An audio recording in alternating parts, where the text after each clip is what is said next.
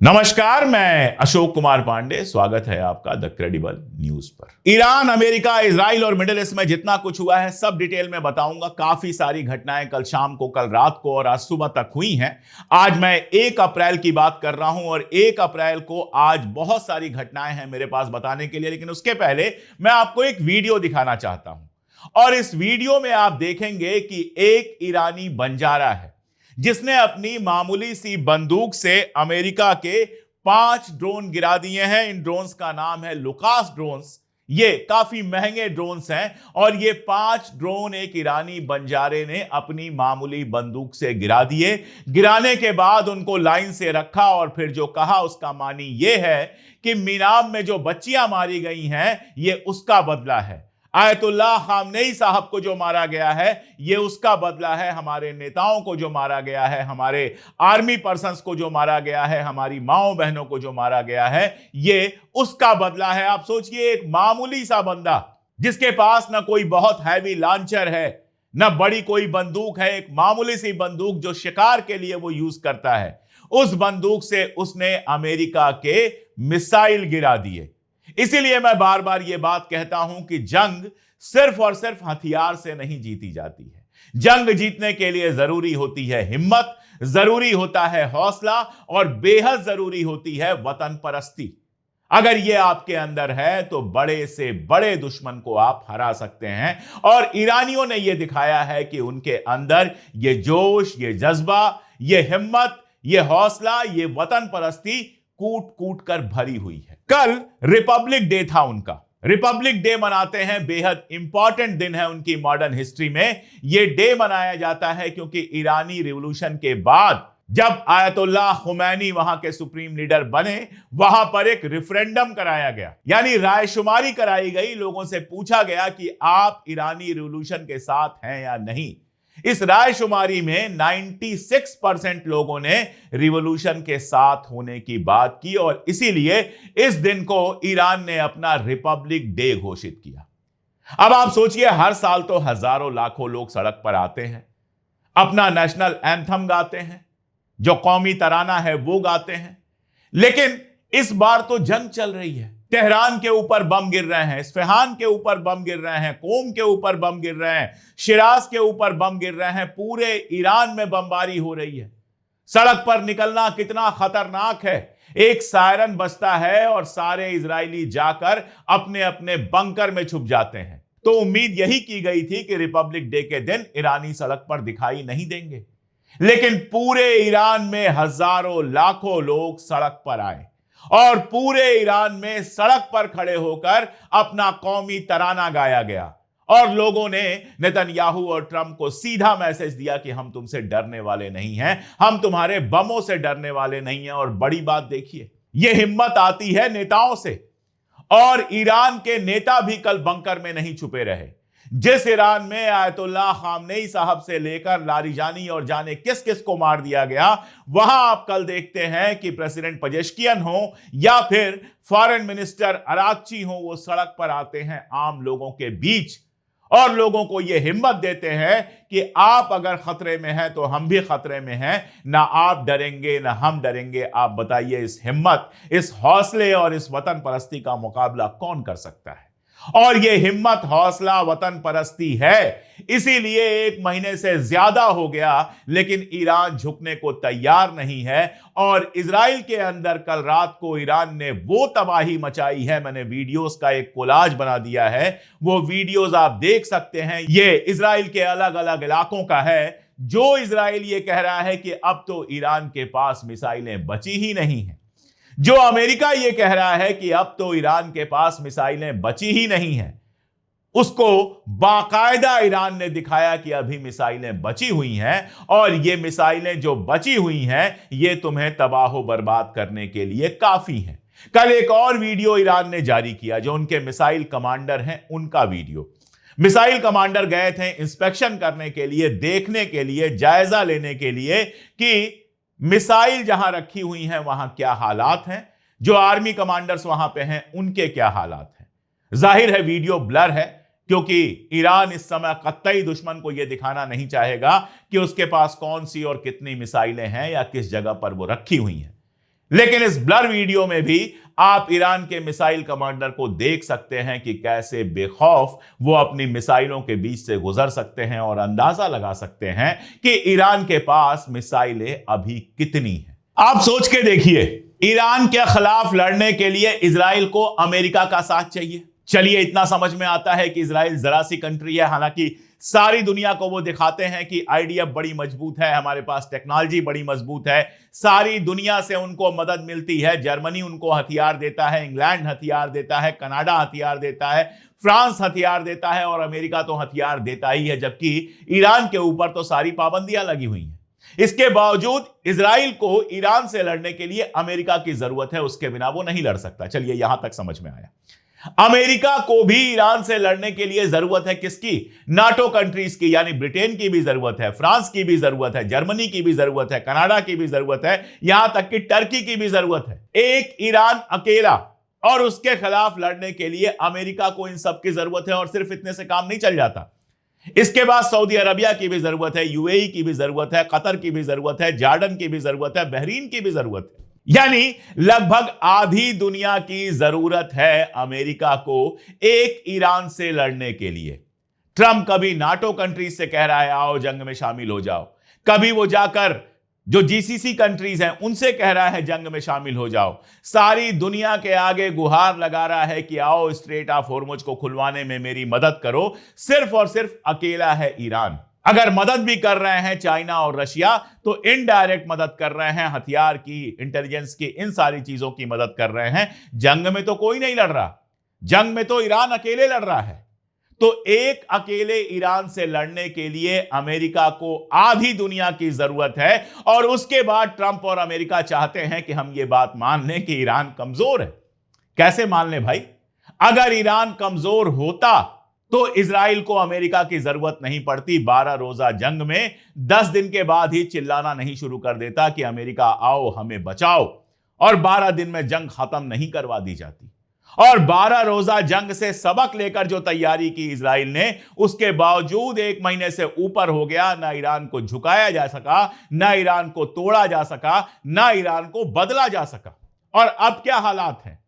अब हालात ये हैं कि ट्रंप कह रहे हैं कि भाई स्ट्रेट ऑफ हॉर्मुज हमसे नहीं खुलने वाला, हमारी जिम्मेदारी नहीं है स्ट्रेट ऑफ हॉर्मुज खोलने की, हमारे पास तो बहुत तेल है, और अगर कहीं से तेल नहीं मिल रहा है तो हमसे खरीद लो।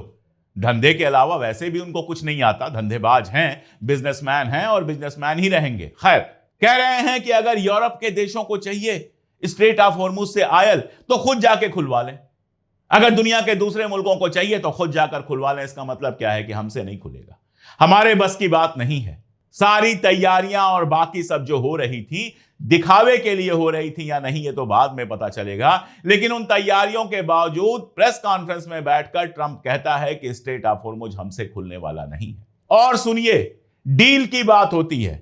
कल चाइना और पाकिस्तान ने मिलकर 5 पॉइंट का एक एजेंडा पेश किया, और यह जो एजेंडा था वो पीस के लिए था। मैंने आपको बताया था कि पाकिस्तान में जो 4 मुल्कों के फॉरेन मिनिस्टर्स की मीटिंग हुई थी, उसके बाद पाकिस्तान के जो विदेश मंत्री हैं इशाक डार साहब, वो गए थे चाइना, और आसिम मुनीर भी चाइना में हैं। तो वहां पर इनके बीच जो बात हुई, उसके बाद 5 पॉइंट का मामला आया है, जिसमें जंग रुकवाने की बात और स्ट्रेट ऑफ हॉर्मुज खोलने की बात है। ईरान का कहना है स्ट्रेट ऑफ हॉर्मुज तो खुला है, सिर्फ और सिर्फ दुश्मनों के लिए बंद है, यानी अमेरिका और इजराइल के लिए, और जो लोग अमेरिका और इजराइल के साथ हैं उनके लिए। दरअसल चाहे यूरोप हो या बाकी नेशंस हो, वो जानते हैं कि जंग खत्म होने के बाद स्ट्रेट ऑफ हॉर्मुज किसी तरह से हमारे लिए खुल जाएगा, या तो टॉल लगेगा या कोई और चीज लगेगी, लेकिन खुल जाएगा। उसके लिए जंग करने का कोई मतलब नहीं है, उसके लिए अपने लोगों की जान देने की कोई जरूरत नहीं है।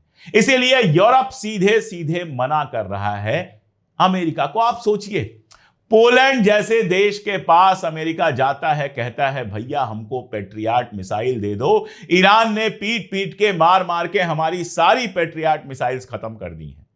पोलैंड जैसा छोटा सा देश, और पोलैंड पलट के कहता है नहीं, ईरान वार के लिए हम पेट्रियाट मिसाइल नहीं देंगे। क्यों कहता है? वो जानता है पेट्रियाट मिसाइल देने का मतलब यह है इस समय कि आप ईरान के खिलाफ जंग में शामिल हो गए हैं। और अगर ईरान के खिलाफ जंग में शामिल हो गए हैं तो जंग तो कल रुक जाएगी, स्ट्रेट ऑफ हॉर्मुज से निकलना आपके लिए मुश्किल हो जाएगा और भी बहुत सारी मुश्किलात आएंगी। तो पोलैंड मना कर देता है पेट्रियट मिसाइल भेजने से। ब्रिटेन का प्रधानमंत्री स्ट्रेमर रोज मजाक उड़ा रहा है ट्रंप का। उससे पूछा गया कि ट्रंप आपकी मिमिक्री कर रहा था, तो उसने मुस्कुरा कर कहा कि ट्रंप जो चाहे वो कर सकता है, लेकिन मैं अपने बच्चों को, ब्रिटेन के बच्चों को ईरान की जंग में मरने के लिए नहीं भेजूंगा। एक ना, हजार ना। इटली की मेलोनी, जो ट्रंप के बहुत करीबी मानी जाती है, उसने साफ साफ कह दिया कि हमारी जमीन और आसमान का इस्तेमाल आप ईरान पर हमले के लिए नहीं कर सकते हैं। फ्रांस सीधे मना कर दिया कि इस जंग में हम कतई शामिल नहीं होंगे। जर्मनी जैसा मुल्क जो शुरू में लग रहा था कि जंग में शामिल हो सकता है, उसने भी सीधे मना कर दिया। और कनाडा की बात आपको बताऊं, कनाडा के प्राइम मिनिस्टर ने सीधे सीधे कहा कि लेबनान के ऊपर इजराइल जो कब्जा करने की कोशिश कर रहा है वो इल्लीगल है, वो गैर कानूनी है और वो गलत है। यही नहीं, वेस्ट बैंक में जिस तरह से कब्जा करने का खेल खेला जा रहा है, उसकी भी मुखालिफत यूरोप की लगभग हर कंट्री कर रही है। तो इस जंग का हासिल क्या हुआ? जो मुल्क अमेरिका के एक इशारे पर अपने बच्चों को मरने के लिए भेज देते थे, जो मुल्क अमेरिका के एक इशारे पर वो जो कहे वो करने को तैयार होते थे, उन मुल्कों ने अमेरिका का साथ देने से बिल्कुल इनकार कर दिया। जहां तक जीसीसी कंट्रीज का सवाल है, गल्फ कंट्रीज का जहां तक सवाल है, कल की खबर है कि कुवैत की जमीन से ईरान पर मिसाइलें फेंकी गई हैं। कुवैत की जमीन का इस्तेमाल हो रहा है मिसाइल फेंकने के लिए ईरान पर। सऊदी अरबिया के बारे में भी यह हम देख चुके हैं कि सऊदी अरबिया के एयर बेसेस का इस्तेमाल ईरान के ऊपर मिसाइलें फेंकने के लिए होने के एग्जाम्पल मिले। यूएई सबसे ज्यादा एक्साइटेड है।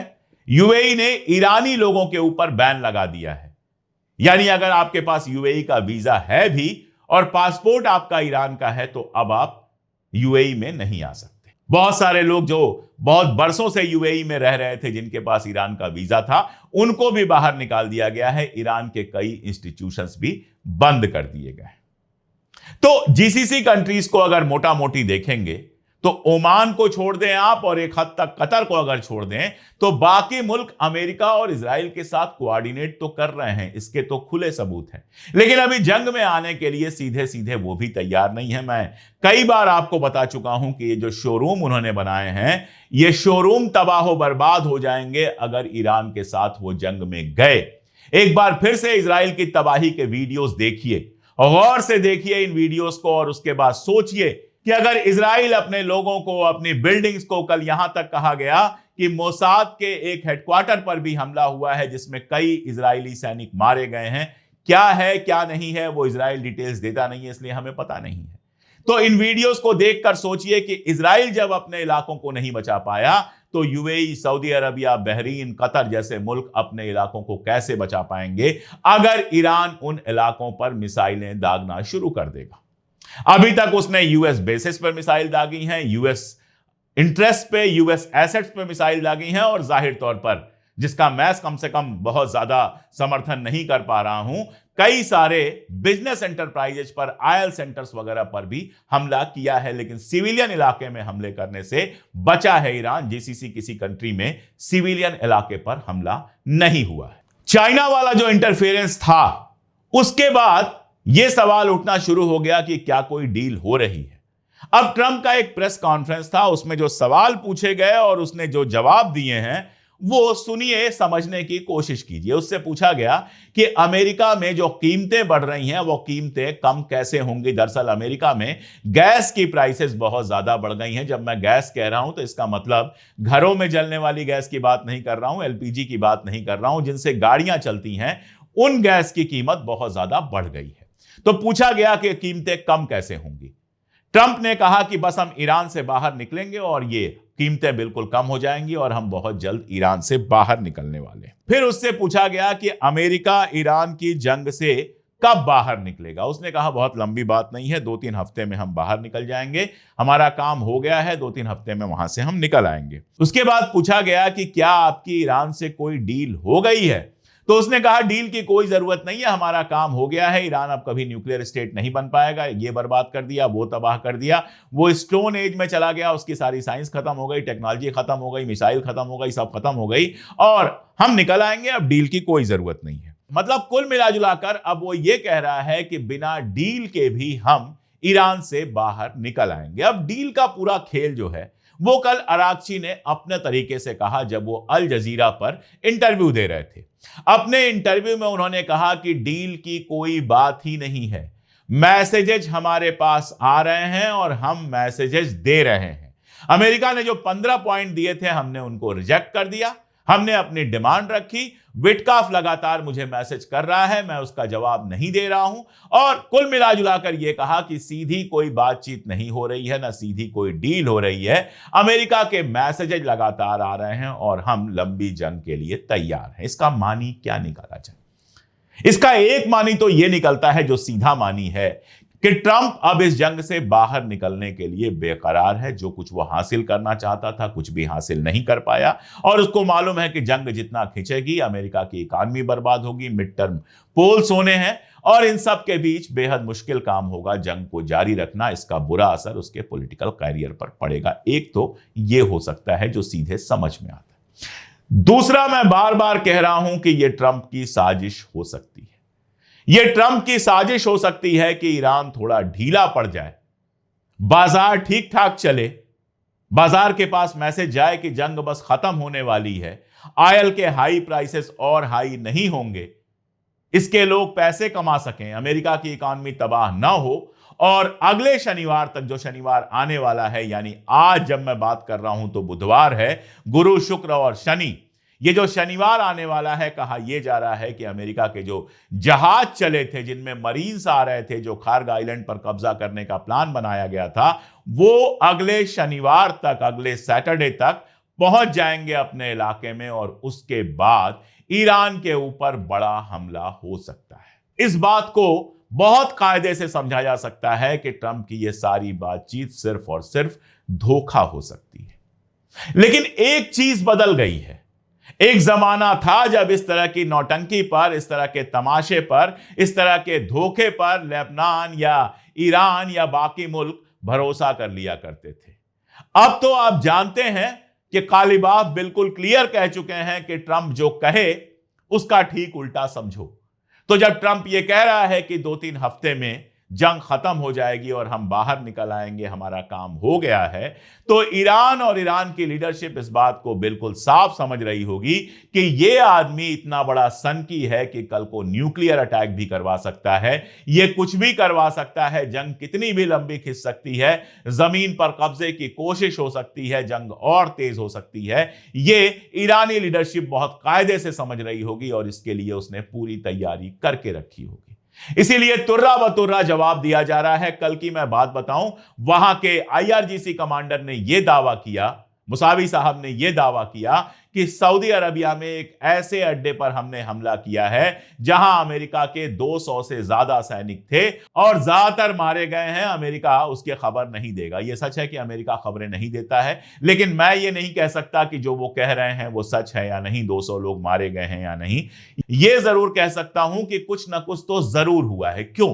क्योंकि सऊदी अरबिया ने कल एक एडवाइजरी जारी की और यह एडवाइजरी खास तौर पर अमेरिकन सिटीजन्स के लिए थी, अमेरिकी नागरिकों के लिए थी। और इस एडवाइजरी का एक लाइन में मतलब यह है कि सेफ रहिए, बाहर मत निकलिए, जो सेफ हाउसेज आपको दिए गए हैं उनमें रहिए, यानी उनके ऊपर खतरा है। अब यह एडवाइजरी इस हमले की वजह से आई या बिना इस हमले के आई, यह बता पाना यहां से मुश्किल है। जंग का टाइम है, दोनों पक्ष दावे करते हैं, कौन सही है कौन गलत है यह तो बाद में ही देखा जा सकता है। लेकिन इतना तो बिल्कुल समझा जा सकता है कि ईरान की धमकियां वो डर पैदा कर रही हैं कि सऊदी अरबिया को खास तौर पर अमेरिकी नागरिकों के लिए एक एडवाइजरी निकालनी पड़ रही है।